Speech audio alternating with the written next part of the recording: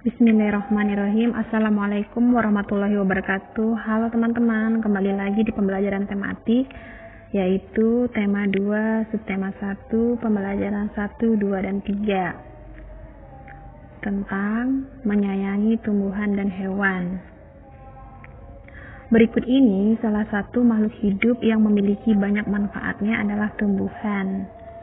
Tumbuhan merupakan sumber daya hayati yang sangat penting bagi kehidupan, salah satunya manusia. Manusia sangat membutuhkan tumbuhan dalam kelangsungan hidup. Yuk teman-teman, kita simak apa aja manfaatnya. Yang pertama, tumbuhan untuk dikonsumsi. Nah, sebagai sumber makanan yang kita makan sehari-hari, kebanyakan berasal dari tumbuhan dan gizi seimbang banyak terdapat dalam tumbuhan. Contohnya, ada buah, ada sayur, dan lain-lainnya teman-teman. Berikutnya, manfaat yang kedua, tumbuhan membuat udara dan lingkungan menjadi sejuk. Manfaat tumbuhan bagi lingkungan tidak sebatas menjernihkan udara ya teman-teman, ternyata masih banyak lagi manfaatnya. Pada dasarnya, peran tumbuhan bagi lingkungan adalah untuk menjaga kondisi udara tetap sehat, mengingat kondisi bumi sekarang tidak sedang baik-baik saja, pencemaran di mana-mana dan berujung pemanasan global. Maka dari itu mari kita mengkampanyekan gerakan menanam pohon dan penghijauan pada lingkungan sekitar untuk menjernihkan udara atau menghadirkan udara sejuk. Manfaat yang ketiga, tumbuhan pelindung dari sinar matahari. Nah, ketika siang hari cuaca yang terdapat di luar rumah sangatlah panas. Cahaya matahari memang berguna dan baik bagi tubuh, tetapi ketika siang hari berbeda dan dapat membuat kulit menjadi panas. Tumbuhan yang besar dapat membuat kita terhindar dari panasnya matahari dan membuat sejuk di lingkungan sekitar. Kemudian, manfaat yang keempat, tumbuhan sebagai tanaman hias. Tanaman yang ditanam di sekitar rumah juga berfungsi sebagai penghias lingkungan rumah. Agar lebih cantik, pilihlah tanaman hias yang beraneka ragam dan membuat pagar hidup agar lebih cantik. Lalu manfaat yang kelima, tumbuhan bisa diolah menjadi kerajinan tangan. Tumbuhan tentu yang memiliki spesifikasi yang diinginkan dan dapat dijadikan suatu kerajinan tangan yang bagus dan berseni tinggi. Selain dijadikan kerajinan, dapat juga dijadikan sebagai bangku, meja, bahan bangunan, dan masih banyak lainnya ya teman-teman. Manfaat yang keenam, tumbuhan bisa dijadikan sebagai obat kesehatan. Tumbuhan dapat membuat tubuh manusia itu sehat karena dapat dibuat menjadi obat. Dan ketika dikonsumsi akan membuat tubuh menjadi bugar. Pada slide berikutnya, peran tumbuhan bagi makhluk hidup. Nah, selain manfaat, tumbuhan juga mempunyai peran teman-teman. Nah, apa aja perannya? Yang pertama, tumbuhan sebagai paru-paru dunia dan sebagai elemen hijau. Tumbuhan menghasilkan oksigen yang diperlukan bagi makhluk hidup untuk pernapasan. Peran yang kedua, tumbuhan menjadi pengatur lingkungan. Tumbuhan akan membuat lingkungan menjadi sejuk dan nyaman dan segar. Yang ketiga, pencipta lingkungan hidup atau ekologis. Peran yang keempat, penyeimbang alam, membuat pembentuk tempat-tempat hidup alam ini bagi satwa yang hidup di sekitarnya. Lalu peran yang kelima, tumbuhan sebagai pelindung terhadap kondisi fisik alam sekitar atau angin kencang, terik matahari, gas, debu, kebisingan suara, dan polusi dari kendaraan bermotor. Nah, dengan banyaknya peran tumbuhan hijau untuk makhluk hidup, diharapkan kita semua menjadikan tumbuhan hijau sebagai tumbuhan yang perlu ditanam secara menyeluruh agar tidak merusak sistem kerja kehidupan makhluk hidup. Lalu, kita masuk ke slide keempat. Nah, baik teman-teman, pada pembahasan berikutnya yaitu selain manfaat, peran pada tumbuhan juga memiliki fungsi. Nah, fungsi-fungsi bagian tubuh pada tumbuhan diantaranya yang pertama kita bahas dari akarnya terlebih dahulu. Nah, akar ini berguna untuk menyerap air, alat pernapasan, tempat cadangan makanan, mencari unsur hara, dan membuat tumbuhan berdiri kukuh. Lalu fungsi yang kedua terdapat pada batangnya. Jadi batang ini berguna untuk alat pengangkut air, zat makanan dan tempat cadangan makanan. Fungsi yang ketiga itu terdapat pada daunnya. Jadi daun ini berguna untuk proses fotosintesis, tempat terjadinya penguapan dan alat pernapasan. Fungsi berikutnya itu terdapat pada bunga. Nah, bunga ini adalah sebagai alat perkembangbiakan. Lalu terdapat pada buah. Jadi buah ini melindungi biji dan sebagai tempat cadangan makanan. Fungsi berikutnya biji. Nah, biji ini bakal tumbuh baru dan tempat cadangan makanan. Baik, teman-teman, selanjutnya yaitu kita akan membahas tentang membaca intensif. Nah, apa itu membaca intensif? Membaca intensif adalah teknik membaca dengan serius atau sungguh-sungguh untuk memahami isi dari bacaan. Nah, setelah dapat membaca intensif, biasanya dilanjutkan dengan membuat ringkasan. Meringkas dapat meningkatkan keterampilan membaca.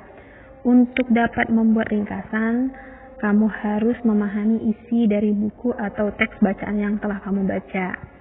Adapun langkah-langkahnya dalam membuat ringkasan, yang pertama itu membaca isi dari buku atau teks yang bacaan untuk menangkap kesan utama dari sudut pandang pengarang. Lalu langkah yang kedua mencatat gagasan utama. Terus yang ketiga menyusun kembali suatu karangan singkat atau ringkasan berdasarkan gagasan utama. Nah, kita masuk ke slide ke-6, yaitu kali ini kita masuk pada pembelajaran PKN. Sekilas akan Ibu jelaskan tentang sejarah lambang negara Garuda Pancasila ya teman-teman. Nah, Garuda Pancasila adalah lambang negara Indonesia yang digambarkan dengan seekor burung Garuda. Perancangan lambang negara dimulai pada Desember 1949. Lalu pada tanggal 10 Januari 1959 terbentuklah Panitia Rencana Negara. Dari berbagai usulan lambang negara yang diajukan, ternyata rancangan karya hasil Sultan Hamid II atau dikenal dengan Syarif Abdul Hamid Al-Qadri adalah Kesultanan dari Pontianak. Nah, dia pernah menjabat sebagai Gubernur Kalimantan Barat dan Menteri Negara Sonder Portofolio yang diterima. Pada bulan Maret 1950 dijadikanlah lambang negara ini lalu diperkenalkan di masyarakat pada tanggal 17 Agustus 1950 dan resmi disahkan pada 17 Oktober 1951 oleh Presiden pertama kita yaitu Presiden Soekarno dan Perdana Menteri Sukiman Wirjasanjoyo. Pada saat itulah Garuda dikenal sebagai lambang negara. Nah, itulah sejarah tentang lambang negara kita ya teman-teman. Adapun dasar lambang negara kita adalah Pancasila adalah dasar ideologi bangsa Indonesia dan terdapat 5 simbol yang masing-masing memiliki makna dan arti. Dalam burung Garuda terdapat 5 simbol yaitu bintang, rantai, pohon beringin, kepala banteng, padi, dan kapas. Nah, simbol bintang emas merupakan sila pertama yang berbunyi ketuhanan Maha Esa.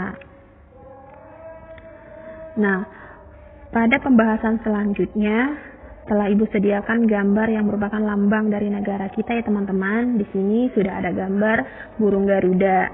Nah, pada kesempatan ini kita akan membahas satu persatu yang terdapat di dalam burung Garuda.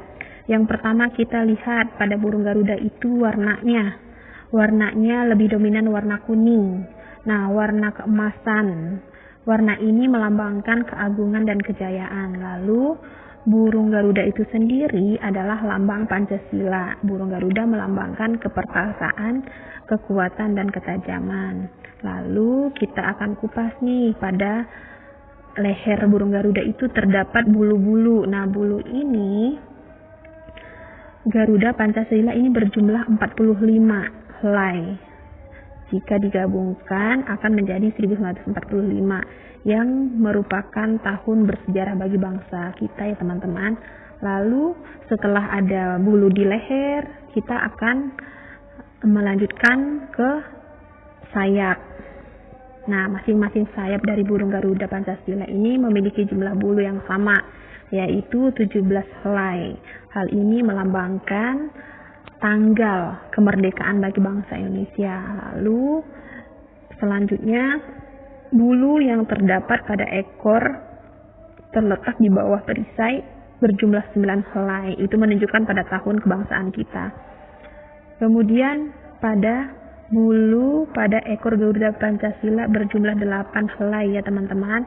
Ini melambangkan bulan yang merupakan bulan ke-8. Jadi bisa kita simpulkan dari gambar tersebut dan penjelasan telah Ibu sampaikan tadi, ini menunjukkan sejarah tentang kemerdekaan kita, yaitu setiap tahunnya yang akan kita laksanakan pada tanggal 17 Agustus 1945.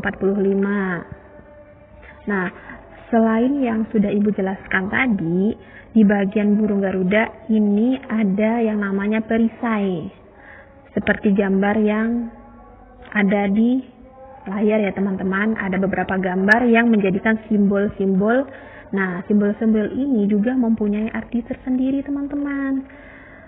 Nah, yang pertama akan kita kupas satu persatu nih dari perisainya. Yang pertama, lambang bintang dan layar belakangnya itu berwarna hitam. Nah, bintang merupakan lambang dari sila pertama, bintang, emas, dan dengan perisai hitam ini melambangkan sila pertama, yaitu ketuhanan yang Maha Esa. Bintang emas ini diartikan sebagai cahaya kerohanian bagi setiap manusia, sedangkan latar belakang berwarna hitam melambangkan warna alam atau warna asli yang menunjukkan bahwa Tuhan sebagai sumber dari segala sesuatu dan sudah ada sebelum segala sesuatu di dunia ini ada. Kemudian gambar berikutnya yaitu simbol dari kepala banteng. Nah, kepala banteng ini merupakan lambang dari sila keempat. Banteng digunakan karena banteng merupakan hewan sosial yang suka berkumpul, seperti halnya musyawarah, yaitu orang-orang berdiskusi dan berkumpul. Kemudian ada pohon beringin. Nah, pohon beringin ini melambangkan sila ketiga, yaitu Persatuan Indonesia. Pohon beringin ini memiliki akar tunggal panjang yang menunjang pohon besar ini tumbuh. Akar ini tumbuh sampai ke dalam tanah dan menggambarkan kesatuan dan persatuan bangsa. Pohon beringin ini juga memiliki akar yang menjalar di mana-mana yang melambangkan sebagai negara kesatuan yang memiliki latar belakang budaya yang bermacam-macam. Lalu kita lihat nih, ada gambar padi dan kapas. Nah, padi dan kapas ini mempunyai arti atau padi dan kapas ini melambangkan sila yang kelima, yaitu keadilan sosial bagi seluruh rakyat Indonesia. Kapas dan padi melambangkan pangan dan sandang yang merupakan kebutuhan pokok semua rakyat Indonesia tanpa melihat status atau kedudukan. Kemudian berikutnya ada rantai. Nah, rantai ini merupakan makna dari sila kedua, yaitu kemanusiaan yang adil dan beradab. Gambar rantai yang disusun atas gelang-gelang kecil ini menandakan hubungan manusia satu sama lain yang saling membantu. Rantai yang terdapat pada sila kedua ini terdiri atas mata rantai berbentuk segi empat dan lingkaran yang saling berkaitan membentuk lingkaran. Mata rantai segi empat melambangkan laki-laki dan lingkaran melambangkan perempuan.